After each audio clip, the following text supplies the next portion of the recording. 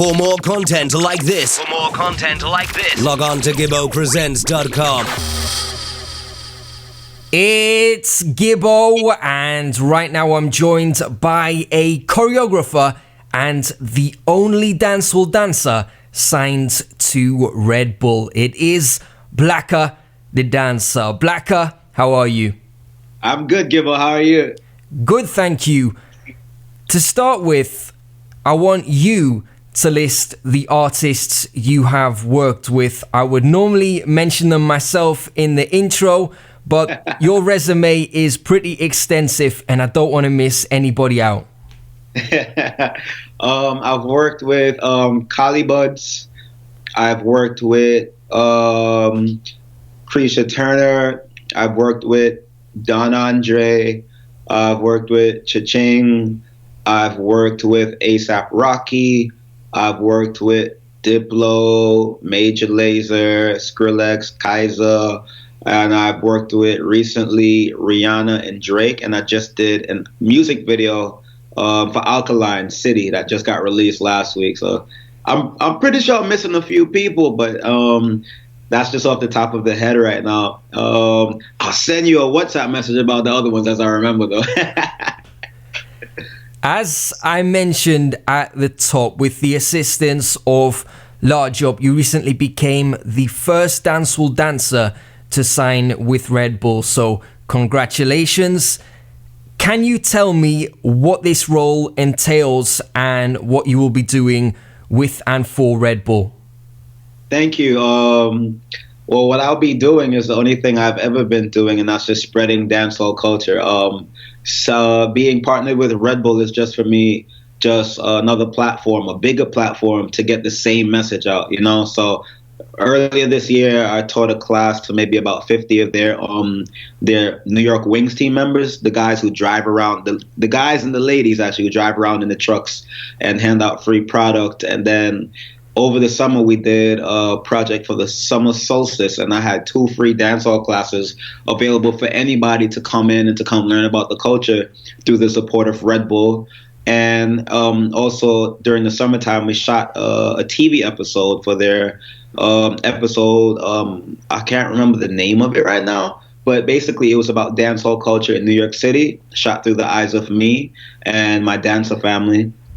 And whatever 2017 and beyond has to entail, honestly, it's just about supporting, promoting, enlightening, and sharing the information about dancehall culture. So Red Bull, for me, as I said, is just that platform that I think the culture needs to really get the message out there. At least, you know, me playing my part. Everybody plays their own role, and every dancer plays their own role.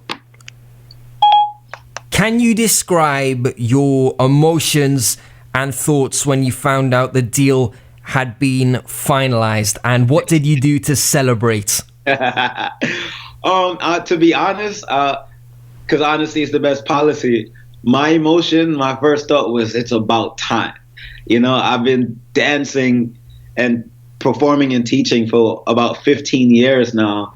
So for me, it's just like finally, you know, like after all this time, I finally can, you know, take it just a step up, and I was really happy. And I've been working with Gravy and Large for about 3 years now on brokering this deal. You know, they've been pitching me to Red Bull for 3 years since I first started my own solo tours. And what I did to celebrate, when I found out the news, I was actually on tour. And I think I just went out and just like got a drink with my manager, to be honest. I think I just did that. So yeah, I'm a simple guy. I don't do too much. I like to drink. I like to dance. I like to eat. I like to have fun. You are passionate about exposing people to dancehall dancing, and one way you do this is through your Dance Anywhere campaign, where you dance in busy public spaces and then share the videos on social media. How do most people react when they see you dancing in public? Do they tend to just ignore you and walk past, or do they stop and watch?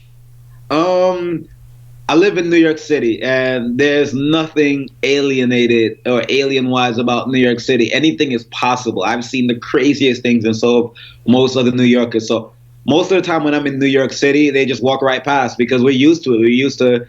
weird things. We're used to the craziest of notions. You know, if Godzilla started dancing in New York, I think people just going to keep walking to work, you know. When I do it in Europe, though, people are a bit more interested because it's a bit more like, wow, what's happening? Like the other day, I was in Zurich and I did a video in the street in Zurich, and people stopped and they watched. You know, New York is a place, if they see you, they want to join in, they'll join in. But when I was in Zurich, I tried to get some on passerbys to join in, and they like literally ran away. In one of your videos, I think it was in Williamsburg, you almost got run over by a car. And then in another, I think on the Brooklyn Bridge, a bike almost ran into you. Have you ever been hit? Has anything ever gone wrong whilst filming? No. The only thing that's ever went wrong was forgetting to start dancing on time. But other than that, I'm pretty aware of my surroundings. So like, I saw the car, just got out of the way and continued the dance. You were one of the dancers featured in Rihanna and Drake's work video, and you wrote one of your Black as World columns for Large Up detailing how you managed to land this opportunity. And one of the things you commented on was the real dancehall vibe on set. How similar was the atmosphere to that of an actual dance, and did the extent of the authenticity surprise or impress you? It was really similar. One thing I gotta respect about Canadians, because Drake is from Toronto and we shot that video in Toronto, is just the authenticity of dancehall. Like around the world, like it's the most authentic outside of Jamaica would be in New York City and Toronto and definitely Japan, and you have some places in South Florida. So being on set, it was kind of just like, I got to give big ups to the choreographer, Tanisha Scott. And she, of course, is a huge dancehall advocate, has been for years. She's basically helped put it on the map, you know, commercially through the works of Sean Paul. So she knows her stuff, you know. So she also knows me. I've worked with her a few times in New York, and she kind of knows a lot of the dancers. So we had a lot of freedom to express, a lot of freedom to dance. It was kind of just like, hey guys, do your thing. You know, there was no choreography for that. If you watch the video, there's no choreography. There was just a part where she just gave us like 4 major moves to bust. We did the paper bug from Over Mars. We did the Aji Bongs from Aji. I believe we did Creech from Creature, and then we did the Garling from Elite Team. And those are just 4 major moves that they wanted to see in unison. But other than that, we had liquor, the lights were dark, you know, we had sweat dripping everywhere, and it was just like, yo, guys, just turn up.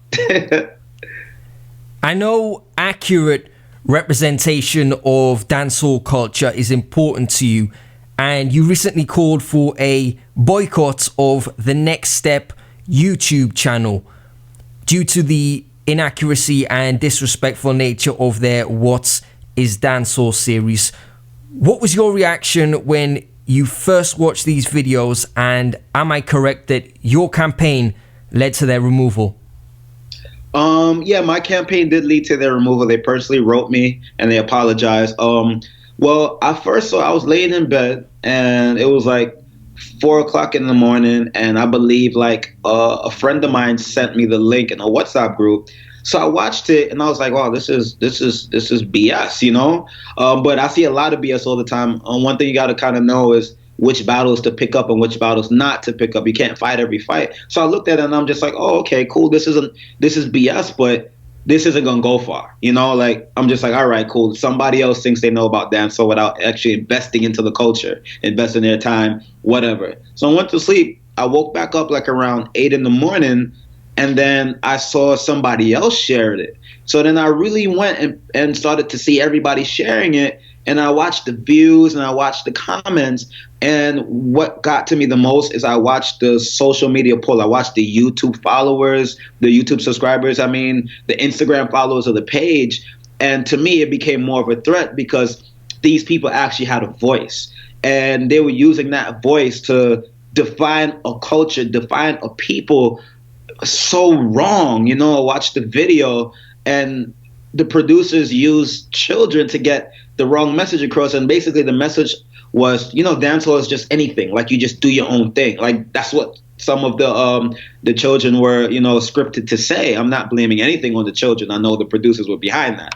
And for me, it's just like, they just started moving around and just flailing their arms. And I'm just like, this isn't what I've worked so hard on years of traveling to Europe, more than I see my mother and my own girlfriend, like, this is not what the dancers in Jamaica work so hard on, partying night to night, trying to get these dance steps out. This is not what these artists work so hard on, spending hours writing the songs and being in the studio. This is not what anybody who partakes into dancehall works so hard on, for somebody with a bigger name to just come and define a culture without having the people have their own voice. It's hard enough for the dancers in Jamaica to travel and for them to be in the major music videos that are using their dances and using their slang and using the instrumentals from the producers. Like, we have it hard enough as a culture to get our own voice out there, and we kind of got to be okay with the tiniest representation and just be like, okay, yes, it's hard enough for people to fly out and represent themselves.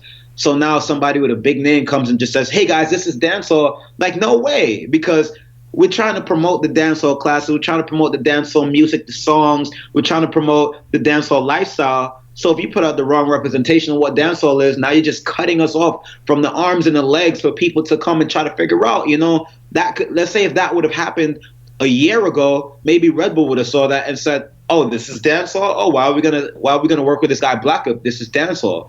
So for me, I wanted to use my social media pull to kind of get the attention out there, because, I know that I have a good following because I try to give people something to follow that's positive. So I wanted to really get the call of the community to say, yo, the next step, what are you doing? This isn't dancehall. And to be honest, I had no idea that boycott would have went as far as it did to actually get the attention of the producers to actually contact me. I was just really down with the social community just not watching their videos and unsubscribing and unfollowing. But I'm really happy. And for me, that was just one way that I want people to see that if we unite, when we have the same cause and the same love, that we can actually get things done. Do you feel dancers are overlooked when it comes to the role you play in spreading dancehall culture? Incredibly overlooked. Like, I try to play my part and I try to travel and I teach their steps. I teach the steps that are created in Jamaica from, people who inspire me and people who are living the scene. And it would be amazing if they could do it. So I try to play my role, but it would be dope if, they can travel as much and be in these music videos and, like, be in the songs. And even just since the 90s, the industry, like, you have the Tootsie Roll dance, and that was inspired by the butterfly from Dancehall Queen Carlene. You listen to the song and they say, it ain't the butterfly, it's the Tootsie Roll. You have Fat Joe in the mid-2000s, in the early 2000s, singing Lean Back. And he says, don't dance, we just pull up our pants and do the rock away. That dance is the rock away. You have the stanky leg, which is coming from the Nalinga, and the list goes on and on and on. So I feel like the dancehall culture has been completely overlooked. As we speak today, you're currently in Europe on tour, and you've also previously traveled to many countries to teach workshops and classes. I would guess some of the places you go to, for example, Siberia or the Czech Republic, there is only a very small dancehall scene and community. What attracts people in these locations specifically to dancehall dancing? What attracts those people is the same thing that attracts me, and the same thing that attracts people in the islands, people in Jamaica, is that love and passion and that reality that is put into the music, the songs, and the dances. And for me, that's the most beautiful thing about dancehall. It's the story. It's the real life timeline of what's happening. It's a historical representation of what has happened. And it's just that passion that these dancers are putting into the moves, like whether you're in Siberia, whether you're in LA, you're a human being and you're going to be attracted to love and passion into what's real. So these people in Siberia, they come out. I travel to Siberia about once a year. I'm headed back there next week. And they're coming for the same thing that I'm going for love and the information and just that feeling. Dancehall for me, it just encompasses this feeling just within that I can't explain. I can't even tell you why I started dancing or why I picked dancehall, but I can tell you why I won't stop, because that feeling that it gives me, that warming feeling to connect with other people. It's the same thing that happens in a 90-minute class. You have people that travel from different cities that don't even know each other's name. They may not even share the same heritage, but it doesn't matter. In 90 minutes, you're all moving to the same song. You're all smiling at the same joke. You're all laughing and enjoying yourself. So to me, that's what dancehall represents for me through my eyes: love, connection, and passion. When it comes to choreography, do you have a process? Do you play a song and see what comes to mind, or do moves just come into your head at random times? What's the timeline like for you? For me, well, dance itself is expression. It is self-expression, and dance is a conversation.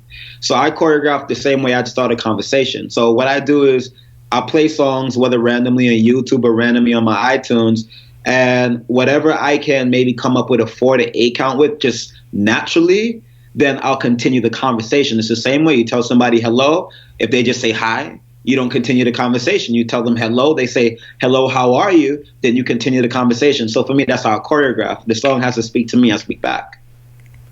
As I mentioned earlier, you're on tour at the moment.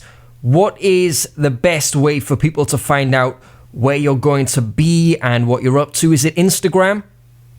It's everywhere. You can follow me on Instagram. You can check out my website, blackadidanca.com. I have my Twitter and my Facebook. Just contact me wherever you can see me, Before we wrap things up, is there anything else you would like to mention or anyone you'd like to big up? I really just definitely want to big up largeup.com, DJ Gravy, all my fans and followers over the past 15 years who've been supporting me, because everything that I do is just from people supporting me. I tell my students all the time, if you had a great time today, don't thank me, thank yourself, because I'm just a vessel. So if you got good energy, you gave good energy. And I'm just really excited, as I said again, to partner up with Red Bull. And for me, this is opening the new doors for not just dancers, but for people in general, athletes, anybody who wants to run track, anybody that wants to start a business.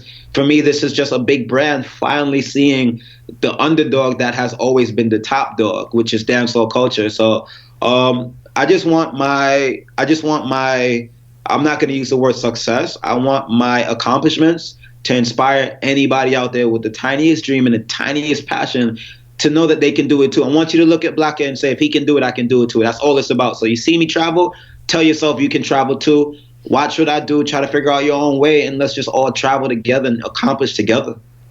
He is the only dancehall dancer signed to Red Bull. Catch him performing in a city near you soon, and look out for him dancing in one of your favorite artists' videos. Blacka, continued success, and thanks a lot. Thank you, Gibbo. Gibbo presents